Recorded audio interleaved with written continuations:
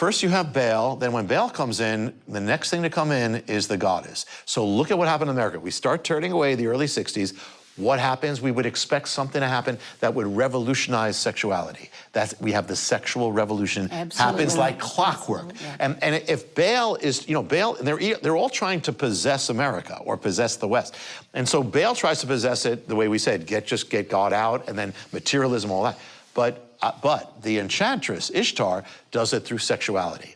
And that is that she starts overturning the biblical sexuality, biblical values about family, gender, sexuality, marriage, and starts replacing them with pagan values. Everything we say, the new morality, it's all pagan. It's what they had back then. Yeah. So we start seeing fornication. We start thinking marriage starts getting weakened. We start seeing extra, and the other thing is she hated marriage. She's a prostitute. Prostitutes take marriage out of the marriage bed and they bring it into the culture, into the marketplace. So what happened? We watched America become sexualized. It's all over. Where did that come from? It came from the marriage covenant, taken out. And so when you do that, you not only sexualize the culture, but you weaken marriage. So she hated marriage. So what's happened since the 60s? Marriage has been weakened. Marriage has been broken. Broken families, broken homes, broken children. That is the sword of Ishtar. That's what she does. In Greek, she was called, the word for prostitute is porn or porne.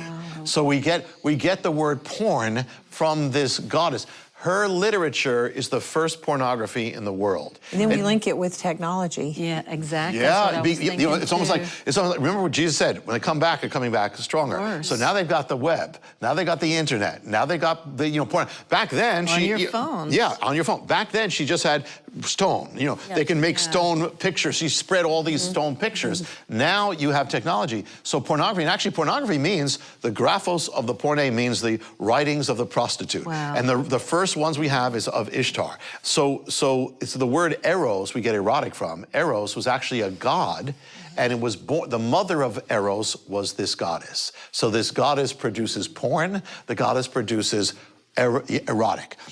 And so she possesses people by pornography. She possesses people by this whole spirit. And look at how many people are addicted to that. Oh my goodness, that she seduced, she's a seductress. She's also the goddess of witchcraft. She was the goddess of spells. And at the same moment in the 60s, when this whole sexual revolution comes, you have the revival of witchcraft in America. Never happened before. When you take out God, this is what you got. So we have the New Age, we had all these things. And so we have more witches in America now than we have Presbyterians. And so there's a spirit of witchcraft, and it's not just in the witches, it's in Hollywood. It's a whole spirit of this New Age and all that, So she's also the goddess of substances, of intoxication. And so what do you have at the same time? You have sexual revolution, you have the drug explosion in America. We have more addiction now than ever. You wouldn't think we are more addicted. This is the spell of the goddess. This is the enchantress. She seduces. In this part, I call her the transformer, because it's a whole nother realm. But it's her. When you look back, and I had to, Joni, I had to look at the ancient inscriptions, and I was like, whoa, what's there?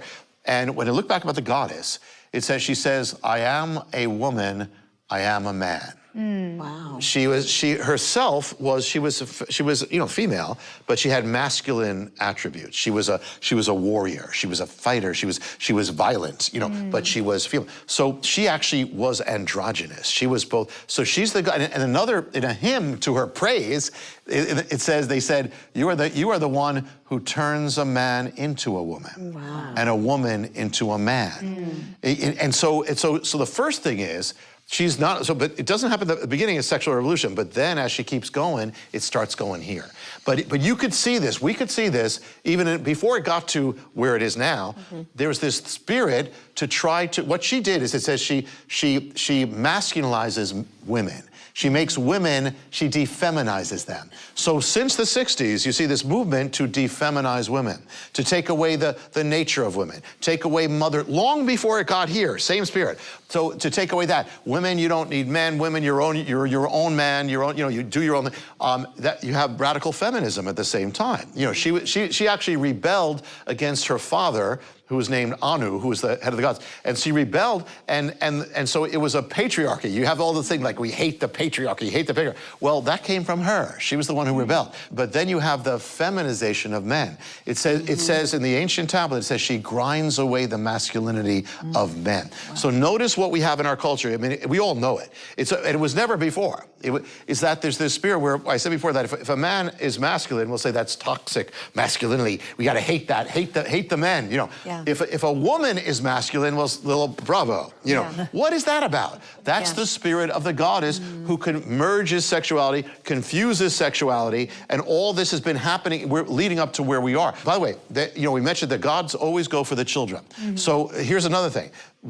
Girls are being trained from the beginning to be, you don't need men, you be your own thing, fierce, Men, boys are saying, boys are falling up behind, and the natural thing to protect is being channeled into video games. The natural thing of sexuality is being channeled into pornography. So you have this all being trained from the beginning, and it's affecting everything.